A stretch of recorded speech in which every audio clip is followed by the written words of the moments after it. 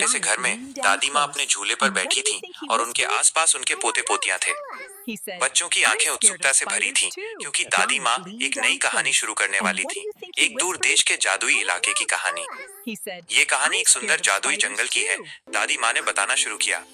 वो एक ऐसी जगह थी जहाँ फूल चमकते थे, मशरूम पेड़ों जितने ऊंचे थे और सभी जानवर मिलजुल कर प्यार से रहते थे।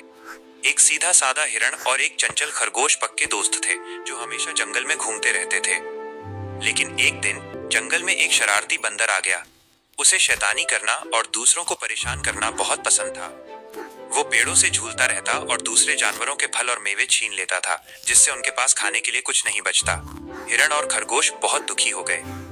जानवरों ने तय किया कि उन्हें अब कुछ करना ही होगा।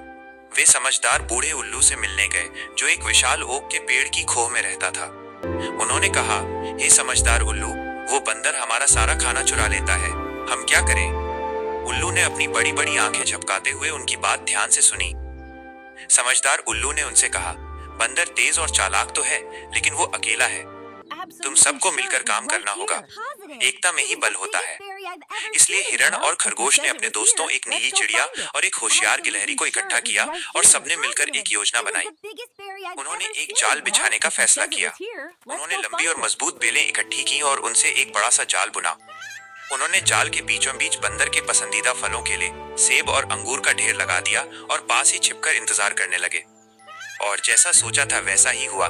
स्वादिष्ट फलों को देखकर बंदर पेड़ों से नीचे कूदा, लेकिन जैसे ही वो जमीन पर उतरा, जानवरों ने बेलों को कसकर खींच लिया।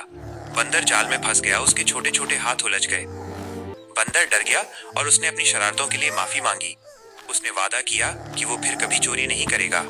दयालु जानवरों ने उसे माफ कर दिया और उसे आजाद कर दिया। उस दिन के बाद से बंदर उनका दोस्त बन गया और वे सभी मिलजुल कर खुशी से दावत उड़ाने लगे। दादी माँ ने एक प्यारी सी मुस्कान के साथ अपनी कहानी खत्म की। देखा बच्चों, हम मिलजुल कर काम करते हैं और एक दूसरे के प्रति दया भाव रखते हैं तो बड़ी से बड़ी मुश्किलें भी हल हो जाती हैं और दुश्मन भी दोस्त बन जाते हैं, बिल्कुल उस जादुई जंगल के जानवरों की तरह।